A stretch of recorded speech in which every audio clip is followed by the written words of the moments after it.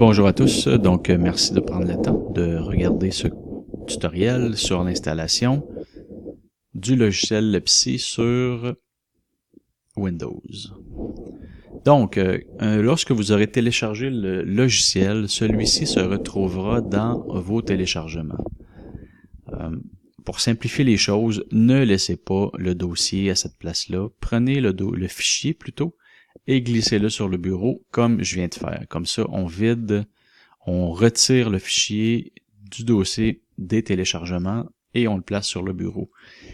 La raison est très simple, c'est que si on installe le logiciel à partir de téléchargement, du dossier téléchargement, il y a des risques que le dossier s'installe dans les téléchargements. Et si quelqu'un passe un jour sur votre ordinateur et qu'il se décide de faire du ménage en supprimant tout ce qu'il y a dans votre dossier téléchargement, vous allez perdre toutes vos données puisque les données sont locales sur l'ordinateur. Donc, lorsque le fichier que vous avez téléchargé est sur le bureau, vous cliquez dessus avec le bouton de droite et vous choisissez « Extraire tout ». En faisant ça, le système vous demande une destination pour extraire le fichier. Vous cliquez sur « Parcourir », vous vous assurez que on envoie le dossier sur le bureau, on sélectionne le dossier et on fait « Extraire ». Donc, le système est en train simplement de décompresser le fichier .zip. Donc, on se retrouve avec un fichier LePsy V4 ici et un fichier d'installation .zip qui est là. Donc, le fichier .zip, on n'en a plus de besoin, on l'envoie à corbeille.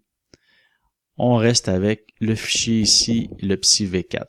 Dans ça, on a une série de dossiers et de fichiers.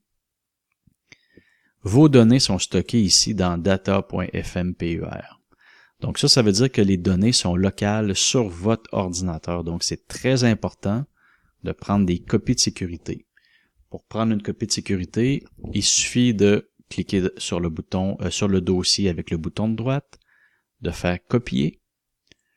Vous pouvez plutôt insérer une clé USB, un disque dur ou même Dropbox ou un cloud quelconque. Et lorsque vous êtes, exemple, j'ai une clé USB, je crois, ici.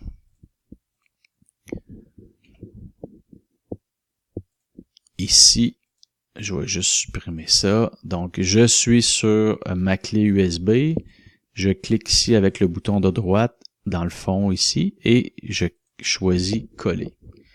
Donc là, ce que je suis en train de faire, c'est vraiment de faire une copie de mon dossier LePsy sur la clé USB. Donc, plus que votre clé va être vieille, moi elle est vieille, ma clé, donc c'est très lent. Une clé USB aujourd'hui, USB 3, ça prend la copie de sécurité prend quelques secondes. Ne mettez pas le dossier LePsy sur Dropbox pour l'utilisation. Dropbox ou OneDrive sur Windows va servir à prendre des copies de sécurité comme on prendrait une copie de sécurité actuellement sur la clé USB. Il ne faut en aucun cas et pour aucune considération placer le dossier LePsy sur un cloud et penser qu'on est en sécurité. Si on exécute le logiciel à partir du cloud, on s'expose à des problèmes de corruption de données, dans le cas où il y aurait une coupure momentanée au niveau d'un des services qui fait que vous êtes branché sur un cloud.